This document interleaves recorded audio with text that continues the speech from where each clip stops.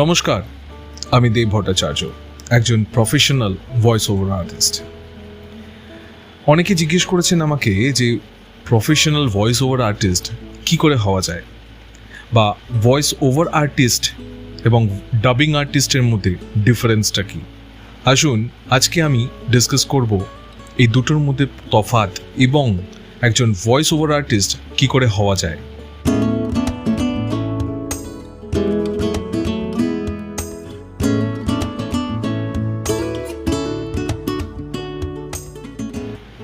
প্রথমে আমরা জানবো যে ভয়েস আর্টিস্ট এবং ডাবিং আর্টিস্ট এই দুটোর মধ্যে ডিফারেন্সটা কী। তার জন্য আমরা ভিন্ন দুটি ভিডিও দেখব। সেটি হলো এটা। इस आदमी को जब फांसी लग रही होती है तब लोग काफी ज्यादा खुश हो रहे थे। तभी जल्लाद लीवर खींच देता है। फिर ये क्या, कुछ समय तक तड़पने का नाटक करने के बाद वो बंदा उस फांसी को हल्के में ले लेता है और लोग ये सब देखकर चौंक जाते हैं। फिर वो आदमी फांसी को झूला बनाकर झूलने लगता है। इस भाई साहब के लिए फांसी भी मजाक है शायद। এবার আমরা আরেকটি ভিডিও দেখব ভয়েস ডাবিং আর্টিস্টের জন্য। हाय, मैं हूँ डोरेमोन। हेलो, मैं हूँ छोटा भीम। पीका पिकाचू। हाय, मैं हूँ बबल्स। मैं हूँ बुद्धदेव। और मैं हूँ रेवन। मैं हूँ टीटू। बड़े आए, हमें मिली सोने की 7 मोहरें। चलो इन्हें लेकर उड़ते हैं। The girl is Arya Stark and she is going home. Voice artist হওয়ার জন্য প্রথমেই আপনাকে মনে রাখতে হবে যে আপনার প্রচুর প্র্যাকটিসের প্রয়োজন। প্রথমত আপনাকে বিভিন্ন আর্টিকেল, বিভিন্ন নিউজ পেপার বা বিভিন্ন বই পড়ার একটি অভ্যেস রাখতে হবে, এবং শুধু পড়া নয়, জোরে জোরে উচ্চারণ করে পড়া। জোরে জোরে উচ্চারণ করে পড়লে আমরা আমাদের ভাষা সম্বন্ধে জ্ঞান লাভ করব। ভাষা বলতে আপনি যে ভাষাটা উচ্চারণ করছেন সেটা যে কোনো ল্যাঙ্গুয়েজ হতে পারে, হিন্দি, বাংলা, ইংলিশ বা আপনার যে কোনো ল্যাঙ্গুয়েজ। সেটা যতক্ষণ না স্পষ্ট হবে এবং যতক্ষণ না পরিষ্কার হবে ততক্ষণ আপনি একজন প্রফেশনাল ভয়েস আর্টিস্ট হতে পারবেন না। অফুরন্ত প্র্যাকটিসের পর যেটি আপনাকে করতে হবে সেটা হচ্ছে নিজের ভয়েসটাকে রেকর্ড করতে হবে। রেকর্ডের কিছু নিয়ম আছে, সেটি আপনাকে বলে দিই। আপনি মোবাইলে রেকর্ড করতে পারেন, ডেস্কটপে রেকর্ড করতে পারেন, ল্যাপটপে রেকর্ড করতে পারেন, কিন্তু প্রসেস একটাই হবে। ধরুন আপনি কোনো মাইক্রোফোন দিয়ে রেকর্ড করছেন। এটি হচ্ছে আমার মাইক্রোফোন। মাইকটা দেখিয়ে দেবো, একটা ছোট্ট ফুটো দেখতে পাচ্ছেন, সেটা হচ্ছে আমাদের mic. Proper placement of the device, এটি হচ্ছে যে মাইকটাকে আপনি কোথায় অবস্থান করাবেন যাতে আপনার ভাষা এবং আপনার যে ভয়েস একদম পারফেক্টলি রেকর্ড হতে পারে। আমাদের নাক ও ঠোঁটের ঠিক পাশে। আমরা যদি মাইকটাকে এরমভাবে ধরি তাহলে কি হয়, আমাদের নাক এবং মুখ থেকে যে বায়ু নির্গত হতে থাকে সেটা মাইক ক্যাচ করে ফেলে। তার জন্য দেখবেন যখনই আপনি কথা বলবেন প্রচণ্ড খসখসে একটা হাওয়ার সাউন্ড আসে। সেটা যাতে না আসে এবং আপনার ভয়েস পরিষ্কারভাবে রেকর্ড হয় তার জন্য ঠোঁটের বাঁদিকে অথবা ডান দিকে ওটাকে প্লেস করবেন, ঠিক এইভাবে। এরমভাবে আপনি যেই ভয়েসই রেকর্ড করুন একদম পারফেক্ট শোনাবে। মানুষের ভয়েস অনেক রকমের হয়। আমরা বিভিন্ন টোনে কথা বলি, বিভিন্ন পিচে কথা বলি। তো প্রথম যেটা আমাদের শিখতে হবে সেটা হচ্ছে ভয়েস আমরা ইউজ করব ফ্রম ডায়াফ্রাগম। ডায়াফ্রাগম ইউজ করে যখন আমরা ভয়েস রেকর্ড করি তখন গলার গাম্ভীর্যটা প্রকাশ পায় এবং গলার ভিতরের আপনার যে অরিজিনাল কোয়ালিটি অফ ভয়েস সেটা আমরা বুঝতে পারি। যখন আপনি এই ডায়াফ্রাগম ইউজ করবেন গলার যে আওয়াজটা খুব গমগমে শোনাবে, আপনার গলার মধ্যে যে ব্যাসটা সেটা খুব বেড়ে যাবে। এবার আসছি ভয়েস প্র্যাকটিস। ভয়েস প্র্যাকটিসের জন্য কিছু টিপস আমি আপনাকে দেব। যেমন এরকম ধরনের কিছু স্ট্রস ব্যবহার করবেন। স্ট্র মানে যেটাকে আমরা পাইপ বলে থাকি। স্ট্রটা ঠোঁটে লাগানোর পর বিভিন্ন স্কেলে হামিং করবেন। আমি করে আপনাদের এখন দেখাচ্ছি একটা, তাহলে আপনি বুঝতে পারবেন। বিভিন্ন স্কেল এই জন্য বলছি, তাতে কি হয় আপনার ভয়েসের টেক্সচার আরও সুন্দর হবে।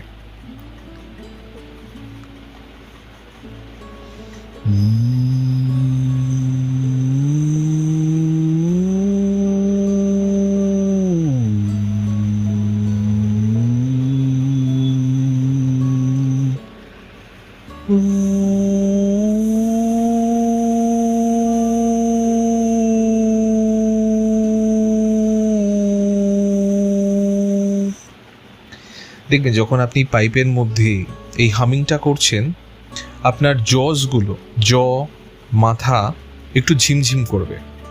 তার মানে হচ্ছে যে আপনার গলার ভেতরে যে শ্বাসনালীর ভেতরে যে সেলসগুলো রয়েছে সেগুলো ওপেন আপ হচ্ছে। তাতে সুবিধাটা হচ্ছে এই যে আপনার ভয়েসের টেক্সচারটা খুব সুন্দর হবে, এবং এই জিনিসটি আপনি প্রত্যেক দিন, যতদিন এই প্রফেশনে রয়েছেন, প্রত্যেক দিন ইউজ করবেন।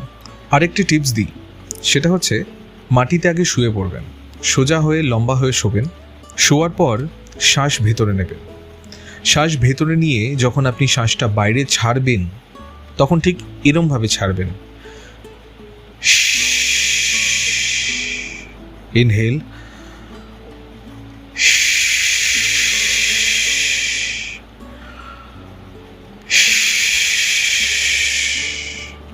এটা আপনি প্র্যাকটিস করবেন দু রকমভাবে। প্রথম হচ্ছে আপনি মাটিতে শুয়ে, আরেকটি হচ্ছে চেয়ারে বসে বা বিছানায় বসে বা যে কোনো ফ্ল্যাট অবজেক্টের মধ্যে বসে আপনি এই জিনিসটা প্র্যাকটিস করতে পারেন। এটা প্রত্যেক দিন করবেন। আমরা যেহেতু ভাষা নিয়ে কাজ করি, আমাদের বাচন ভঙ্গি খুব স্পষ্ট হওয়া দরকার। তার জন্য আরেকটা টিপস আপনাকে দিচ্ছি, সেটি হচ্ছে টাং টুইস্টে ইউজ করবেন। যেমন রেড লেদার, ইংলিশে রেড লেদার, এটা একটু স্পিডে বলার চেষ্টা করবেন। প্রথমে আস্তে আস্তে বলবেন, তারপরে স্পিডে বলার চেষ্টা করবেন। যেমন হচ্ছে red leather, red leather, red leather, red leather, red leather, red leather, red leather, red leather, red leather, red leather, red leather, red leather, red leather, red leather. এরকম যত বলবেন তত আপনার ভাষা স্পষ্ট হবে। ঠিক একইভাবে বাংলায় যখন আমরা চেষ্টা করব, তখন সেটা হবে শ্যামাচরণ, শ্যামাচরণ, শ্যামাচরণ, শ্যামাচরণ, শ্যামাচরণ, শ্যামাচরণ, শ্যামাচরণ, শ্যামাচরণ, শ্যামাচরণ, শ্যামাচরণ। দেখবেন অনেক সময় ভাষা বিক্ষিপ্ত হয়ে যাবে। আপনি বলতে গিয়েও হয়তো আপনার জিভ আটকে যাবে, বলতে পারবেন না। আবার চেষ্টা করবেন শ্যামাচরণ, শ্যামাচরণ, শ্যামাচরণ, শ্যামাচরণ। অথবা ভূগর্ভ, ভূগর্ভ, ভূগর্ভ, ভূগর্ভ, ভূগর্ভ, ভূগর্ভ, ভূগর্ভ, ভূগর্ভ, ভূগর্ভ। এই যে আমি আটকে গেলাম, ঠিক সেরকমভাবে আপনিও হয়তো কখনো আটকে যেতে পারেন। প্র্যাকটিস সব সময় করতে থাকবেন। এরকম অনেক শব্দ আছে যেটা আমরা টাং টুইস্টার হিসেবে ইউজ করে আমাদের ভাষাকে স্পষ্ট করি। প্রথমে আমাদের এটা বুঝতে হবে যে পিচ কি এবং টোন কি। ভয়েসের মধ্যে বিভিন্ন টোন আছে। এই ভাই তুই কোথায় যাচ্ছিস, এটা একটা টোন। আমার নর্মাল ভয়েস যেটা আপনি এখন শুনছেন, সেখানে আমি এরমভাবে বলবো, এ ভাই তুই কোথায় যাচ্ছিস। আবার যখন আমি ভয়েস মডিউলেট করব, তখন এই কথাটি এরকম হবে, এ ভাই তুই কোথায় যাচ্ছিস। ঠিক এই টোনগুলোকে আপনাকে বুঝতে হবে যে কটা টোন আপনার গলায় আপনি কমফোর্টেবলি ইউজ করতে পারছেন। এই ভয়েস পিচ এবং টোন সবসময় মনে রাখবেন যখন প্র্যাকটিস করবেন, যতক্ষণ আপনি পারবেন সাস্টেন করতে। কোনো ভয়েস ওভার আর্টিস্ট খুব সহজে কিন্তু আর্টিস্ট হতে পারেন না, তাকে প্রচুর প্র্যাকটিসের প্রয়োজন হয়। প্রথমত হচ্ছে যে পিচ আপনি ইউজ করছেন, যে গলায় কথা আপনি বলছেন, চেষ্টা করবেন সেই পিচটা ধরে রাখতে। আমরা অনেকেই আছি যারা বিভিন্ন পিচে কথা বলে থাকি বা বিভিন্ন টোনে কথা বলে থাকি, কিন্তু খুব কমই এমন কিছু লোক থাকে যারা সেই পিচটাকে মোটামুটি 15 মিনিট, আধ ঘন্টা, 1 ঘন্টা একই টাইমের মধ্যে ধরে রাখতে পারছে। 15 মিনিট, 30 মিনিট একই টোনে কথা বলতে পারছেন। এটা সম্ভব অনেকের পক্ষে হয় না। তো অনুরোধ করব আপনাদের সবাইকে এই জিনিসটা প্র্যাকটিস করুন। এরপর আমি বলবো ইম্প্রোভাইজিং the voice acting. Voice acting হচ্ছে একটা টাইপ অফ অ্যাক্টিং। আপনি নাটক করছেন, সবসময় আমাকে বুঝতে হবে যে ক্যারেক্টার কোন টোন ইউজ করতে কমফোর্টেবল হবে, যে ক্যারেক্টার আমি প্লে করছি সেটি কোন টোন সব থেকে ভালো স্যুট করবে। সবসময় চেষ্টা করবেন যে অ্যাক্টিংটা করছেন বা যে ভয়েসের বা যে ক্যারেক্টারের আপনি ভয়েস প্লে করছেন, ক্যারেক্টারের মধ্যে ঢোকার চেষ্টা করবেন। যতক্ষণ আপনি ক্যারেক্টারের মধ্যে না ঢুকছেন, তার কথার স্টাইল বা তার কথার ভাষা যতক্ষণ না আপনার মুখের মধ্যে দিয়ে ফুটে উঠছে বা আপনার গলার মধ্যে দিয়ে ফুটে উঠছে, ততক্ষণ আপনি পরিপূর্ণভাবে একজন ভয়েস আর্টিস্ট হয়ে উঠতে পারেননি। আরেকটি টিপস আপনাকে দিই, সেটা হচ্ছে ঠোঁট বন্ধ রেখে মাঝখান থেকে হাওয়া পাস করা। এটা হচ্ছে একটা ভোকাল ট্রেনিংয়ের একটি অঙ্গ, একটি প্র্যাকটিস।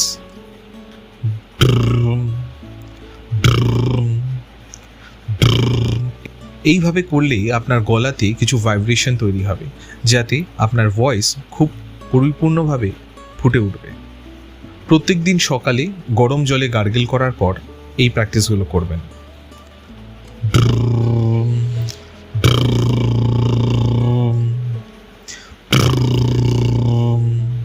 যতটা পারবেন ততটাই করবেন, প্রেশার দেবেন না গলায় কখনো।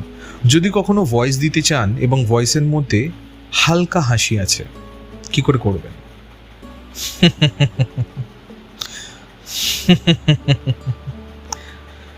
নাককে ইউজ করবেন। যদি এমন হয় খুব বড় একটা হাসির প্রয়োজন আছে, হা হা করে হাসির প্রয়োজন আছে, তাহলে সবসময় চেষ্টা করবেন মুখ খুলে হাসতে। যতক্ষণ না মনে হচ্ছে যে আপনি একজন পরিপূর্ণ ভয়েস আর্টিস্ট হয়ে উঠেছেন, ততক্ষণ নিজেকে মার্কেট করবেন না। নিজেকে মার্কেট তখনই করবেন যখন আপনার মধ্যে সেই সমস্ত প্রতিভাগুলি ফুটে উঠবে। নিজেকে মার্কেট করার প্রথম উপায় হচ্ছে নিজের ভয়েসকে রেকর্ড করুন এবং বিভিন্ন চ্যানেল, বিভিন্ন ইউটিউব, বিভিন্ন গ্রুপে আপনার ভয়েসকে পোস্ট করুন।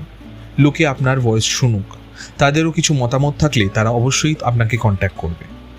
কোনো স্বজন ব্যক্তি আপনার সুবিধার জন্য আপনাকে হয়তো কিছু টিপসও দিতে পারে। যখন ভয়েস রেকর্ড করবেন সবসময় মনে রাখবেন তিনটে জিনিস: right location, right device and right posture. যখনই কোনো অডিশন দেবেন সবসময় মনে রাখবেন আপনার প্রফেশনাল লুক আবশ্যক, এবং চেষ্টা করবেন যতবার যত খুশি অডিশন দেওয়ার। অডিশন যত দেবেন তত আপনি বুঝতে পারবেন যে বা আপনি কতটা ক্যাপেবল। ধরুন এমন হলো কোনো একটি কনটেক্সটে বা কোনো একটি কন্টেন্টে আপনি ভয়েস দিতে চান না, তবুও অডিশন দেবেন। অডিশন দিলে আপনি নিজেকে ইভ্যালুয়েট করতে পারবেন। এইভাবেই আপনি একজন পরিপূর্ণ প্রফেশনাল ভয়েস আর্টিস্ট হয়ে উঠবেন। আজকে আমি বিদায় নেব, আসবো পরের পর্বে একটি নতুন অধ্যায় নিয়ে। নমস্কার, ভালো থাকবেন, সুস্থ থাকবেন এবং শুনতে থাকবেন ভয়েস ট্রেনিং সেন্টার, দেব ভট্টাচার্য।